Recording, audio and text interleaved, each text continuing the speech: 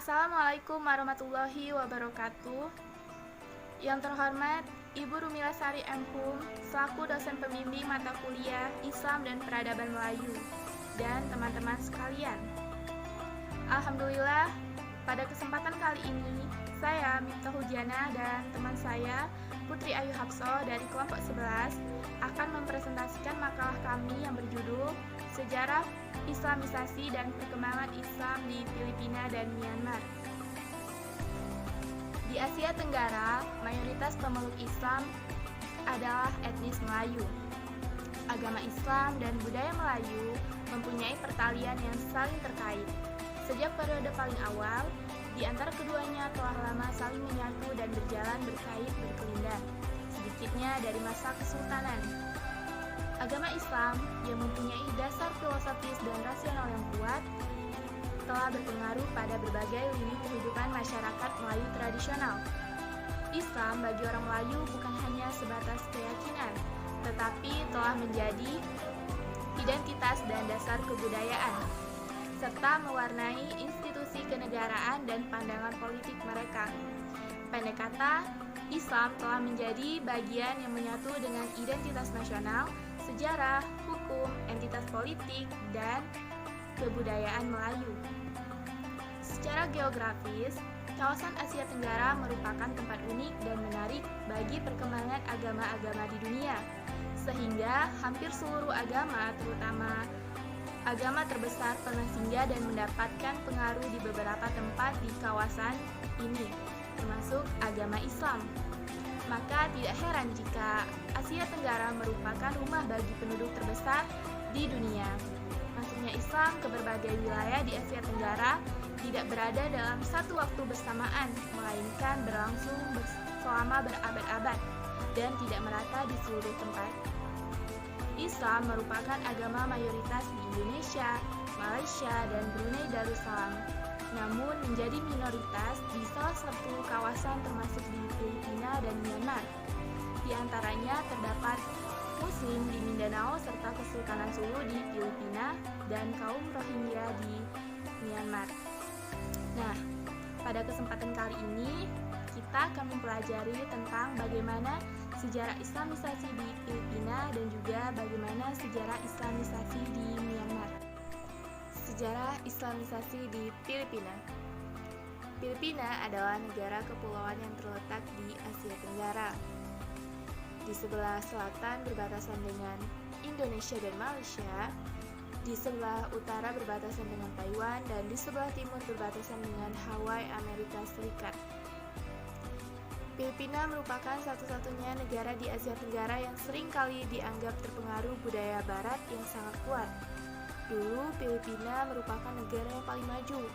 Namun, setelah Perang Dunia Kedua, karena pertumbuhan ekonomi yang lemah, penyitaan kekayaan yang dilakukan pemerintah, korupsi yang luas, dan pengaruh neokolonial, Filipina pun tertinggal di belakang negara-negara lain. Saat ini, Filipina mengalami pertumbuhan ekonomi yang moderat. Islam masuk ke kawasan Filipina melalui Malaysia dan Indonesia di bagian selatan, tengah, dan utara Filipina. Mereka berintegrasi dengan penduduk asli dan berhasil mendirikan kerajaan-kerajaan kecil yang hampir meliputi keseluruhan Filipina sekarang. Begitu Spanyol datang di bawah Charles I dan Ferdinand Magellan, yang kemudian dilanjutkan oleh pimpinan Philip II dan Legazpi, daerah utara berhasil dikuasai oleh Spanyol. Ini terjadi pada abad ke-16, jadi nama Filipina diambil dari nama penjajah Spanyol. Manila merupakan kawasan Islam sebelum dikuasai bangsa Spanyol.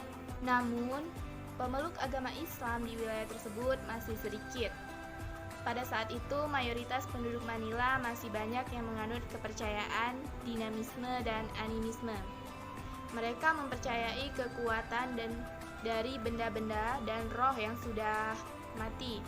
Dakwah Islam pun terus berlangsung sampai tersebar hampir ke seluruh Filipina.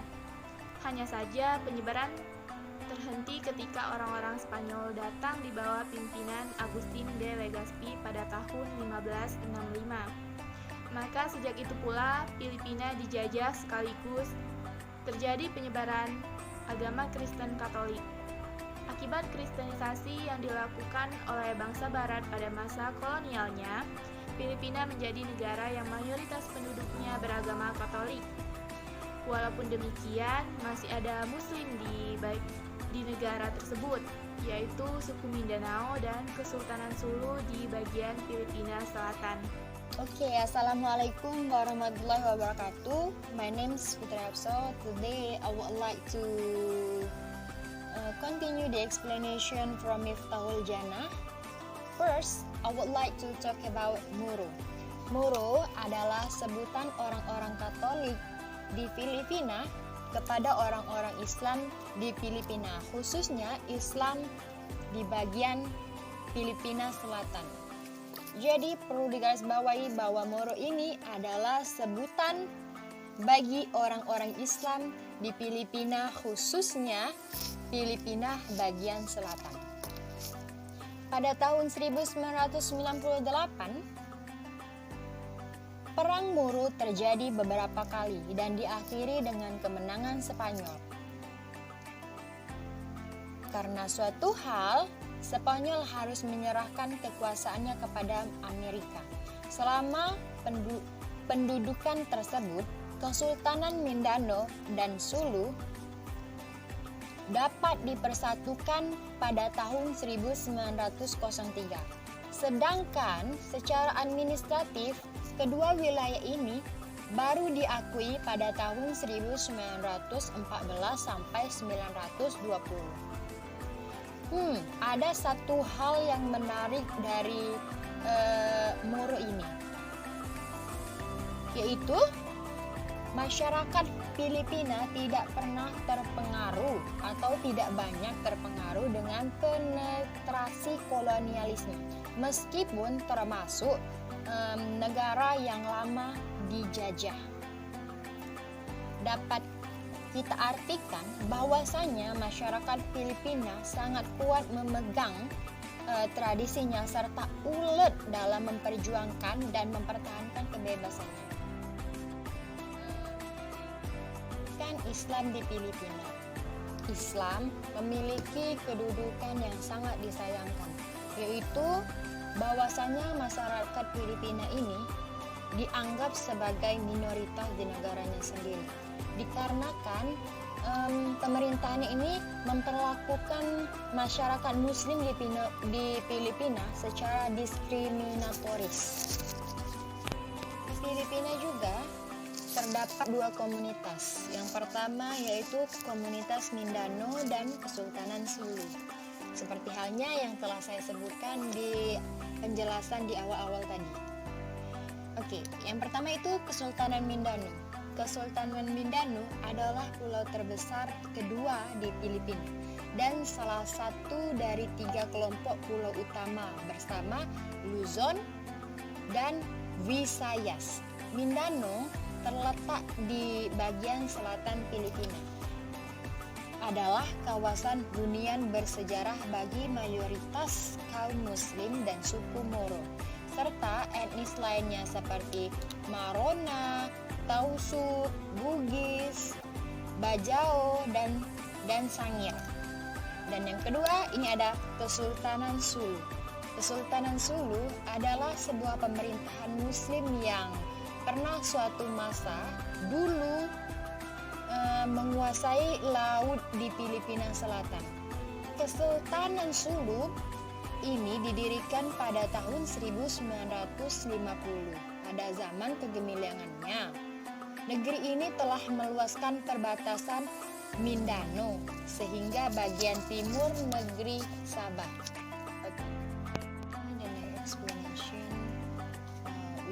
Explained by Miftahul Jannah. Thank you. Kemudian ada beberapa peninggalan sejarah Islam di Filipina, yaitu yang pertama adalah ada Masjid Syekh Karim Al-Makdum. Masjid yang terletak di Republik Indonesia Semu ini didaulat sebagai masjid tertua di Filipina. Masjid yang berdiri pada tahun 1380 Masehi oleh Syekh Karim Al-Makdum, saudagar Arab yang datang dan berdakwah di daerah tersebut.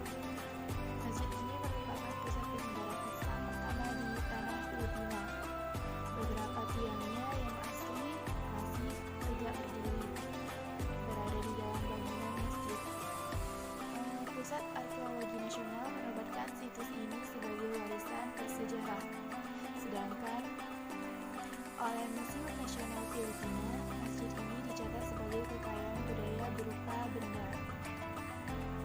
Yang kedua adalah Intramuros University. Dalam bahasa Latin, Intramuros berarti dinding. Dinding yang dibangun pada abad ke-16 di atas lahan seluas 64 hektar. Ini merupakan cikal bakal kota Manila.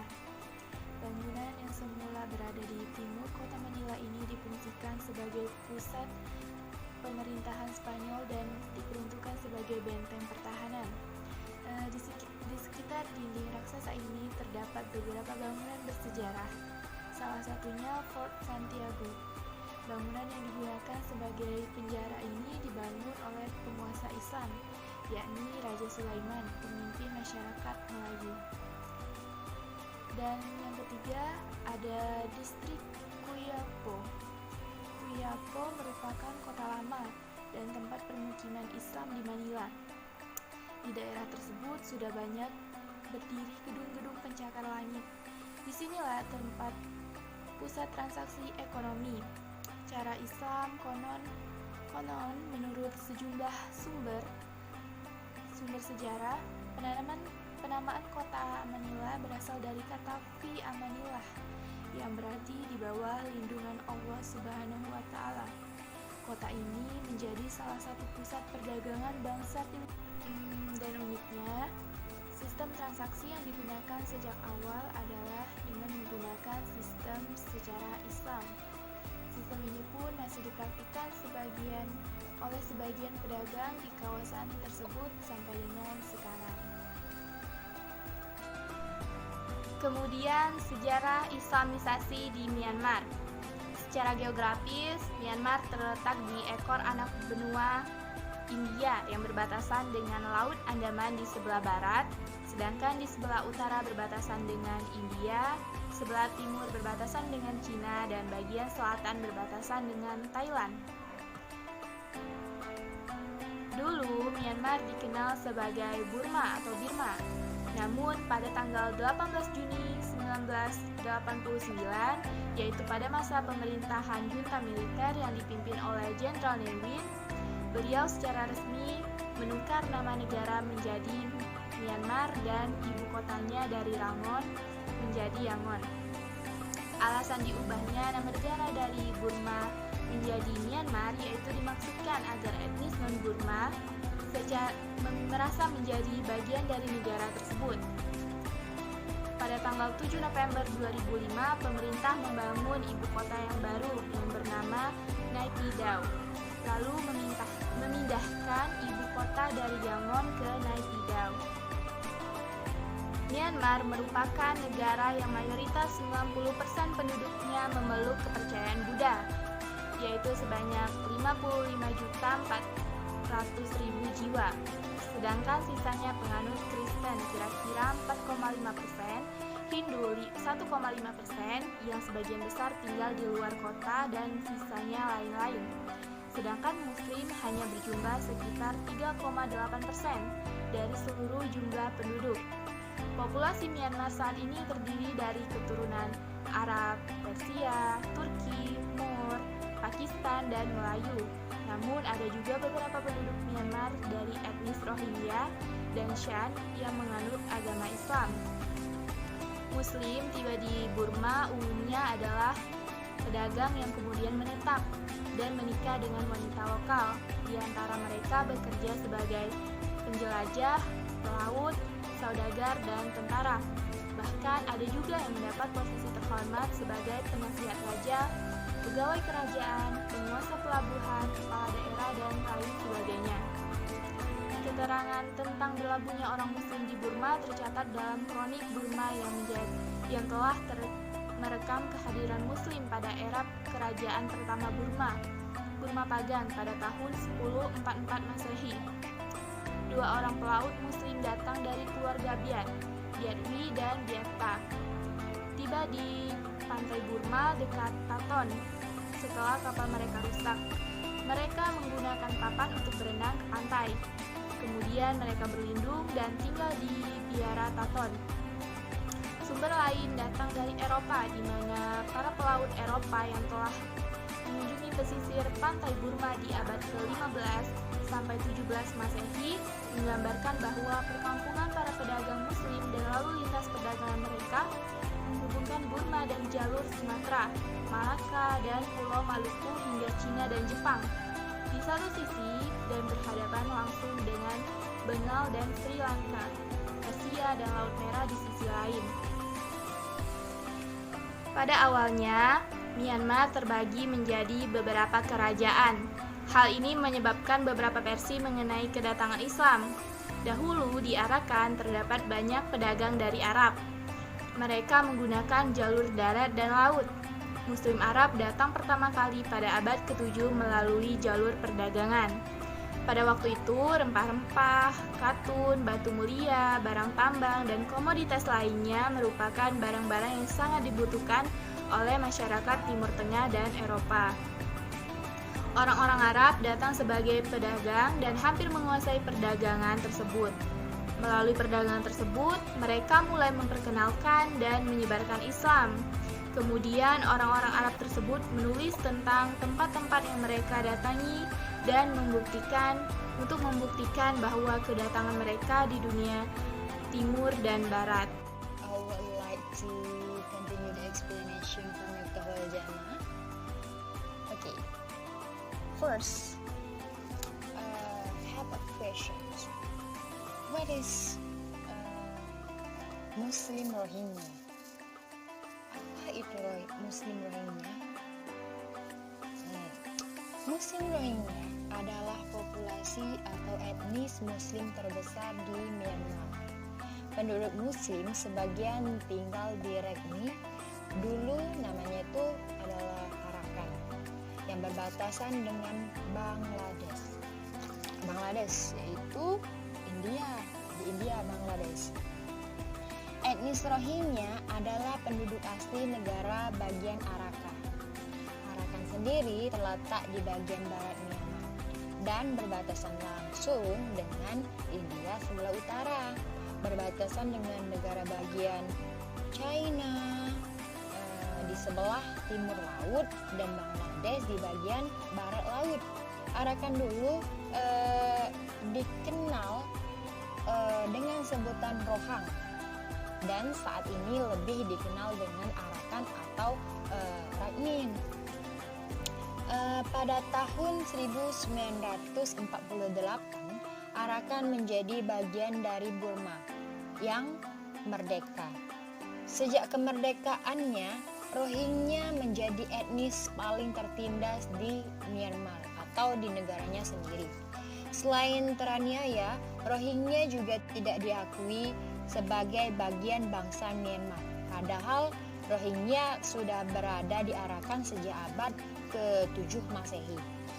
Berbicara mengenai kekerasan dan diskriminasi oleh pemerintahan Myanmar, sebenarnya tidak hanya dilakukan kepada Rohingya, tetapi juga kepada Kristiani dan etnis non-mayoritas lain seperti San, Kachin, Karen, Chin, dan lainnya. Jadi di Rohingya ini tidak hanya Islam saja yang dianiaya, tetapi ada beberapa etnis atau populasi lainnya yang dianiaya. Sebagaimana kita tahu bahwasannya Rohingya ini banyak sekali yang mengasingkan dirinya atau tidak dianggap di negara lainnya. Mereka pergi untuk menyelamatkan dirinya dan terkadang tidak bisa melepaskan dirinya untuk tidak disiksa. Mereka disuruh kembali untuk disiksa. Seperti kasus-kasus yang banyak sekali terdengar atau tidak asing lagi kasus-kasusnya terdengar di Indonesia ini. Oke, populasi Rohingya pada tahun 2013, Muslim Rohingya ini diperkirakan 1.500.000 orang. Ada juga pertanyaan, adakah bukti peninggalan sejarah di Myanmar? Ya, di Myanmar itu ada 3 peninggalan umat muslim. Yang pertama itu Masjid Jamid Bangali, yang kedua yaitu Masjid Badal di Arakan, yang ketiga yaitu Masjid Sindikan. Tetapi atau sangat-sangat disayangkan, semua peninggalan ini sudah tidak ada lagi, karena pemerintahan Myanmar membentuk Undang-Undang Imigrasi Darurat pada tahun 1974 untuk menghapuskan identitas Islam dan pengaruhnya, seperti kewargaan Rohingya dan juga peninggalan-peninggalan Islam seperti masjid dan madrasah dan bangunan bersejarah lainnya. Sampai kaum muslimin dilarang sama sekali untuk membangun suatu bangunan yang berkaitan dengan Islam. Dilarang menampung anak yatim dan lain-lain. Sebagian sekolah-sekolah Islam yang tersisa tidak mendapatkan pengakuan dari pemerintah, dilarang untuk dikembangkan dan tidak diakui lulusannya. Hal inilah yang menyebabkan peninggalan sejarah Islam di wilayah Myanmar sudah tidak ada lagi atau dianggap menghilang. Oke, yang terakhir, sebelum yang terakhir maksud saya, ada pertanyaan lagi. Mengapa etnis Rohingya tidak mendirikan negaranya sendiri, padahal mereka terjajah di negara sendiri? Ini berbeda dengan etnis lainnya yang berhak mendirikan negaranya sendiri. Etnis Rohingya kehilangan haknya. Bahkan di wilayah Arakan diserahkan kepada etnis Rakhine yang beragama Buddha. Walaupun populasinya kurang dari 10%, penduduk Arakan sejak saat itulah hak-hak etnis Rohingya berusaha dihilangkan oleh para politisi Buddha Burma. Ini sangat kejam, Buddha di...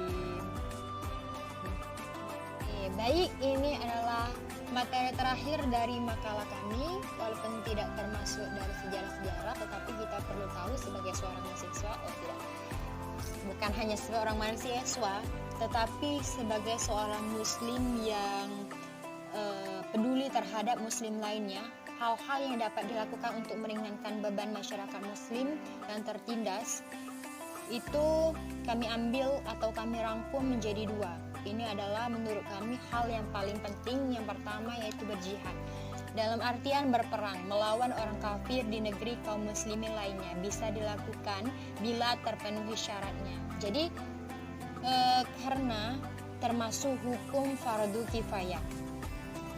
Seperti riwayat hadis dari Ibnu Hibban yang berbunyi, ahai walidaka qala na'am qala fa fihi ma fajahid, yang artinya, apakah kedua orang tuamu masih hidup? Dia menjawab, ya masih hidup. Lalu beliau sallallahu alaihi wasallam berkata, berjihadlah kepada mereka dengan berbuat baik. Menurut Ibnu Qodamah, jihad harus ada izin orang tua, karena berbuat baik kepada kedua orang tua adalah fardu ain, sedangkan berjihad itu adalah fardu kifayah, dan fardu ain harus didahulukan daripada fardu kifayah. Jadi syarat dari berjihad ini ada kan, ini tertulis bila terpenuhi syaratnya. Ini artinya bahwasannya berjihad ini apabila masih ada orang tua, kita harus izin kepada kedua orang tua kita. Dan juga fardu kifayah ini artinya bahwasannya apabila telah dilaksanakan oleh orang lain, maka sesuatu ini dilakukan atau menjadi fardu, menjadi hilang kewajibannya apabila telah dilakukan oleh orang lain. Oke, yang kedua yaitu umat Islam wajib membantu saudaranya dengan segala macam bantuan. Ini juga sebagai firman Allah Subhanahu wa taala, fa'in istaghfarukum fil dini fa'alaikumun nasru ila ala qawmi bainakum wa bainahum mitsaq wallahu bima ta'maluna basir. Yang artinya, jika mereka meminta pertolongan kepadamu dalam urusan pembela agama, maka wajib memberi pertolongan kecuali terhadap kaum yang telah ada perjanjian antara kamu dan mereka. Oke, mungkin itu saja penjelasan dari kelompok kami. Billahi taufiq walhidayah. Wassalamualaikum warahmatullahi wabarakatuh. Oke, bagi yang ingin bertanya maka silakan tinggalkan komentar di komen di bawah ini. Oke. Wassalamualaikum warahmatullahi wabarakatuh.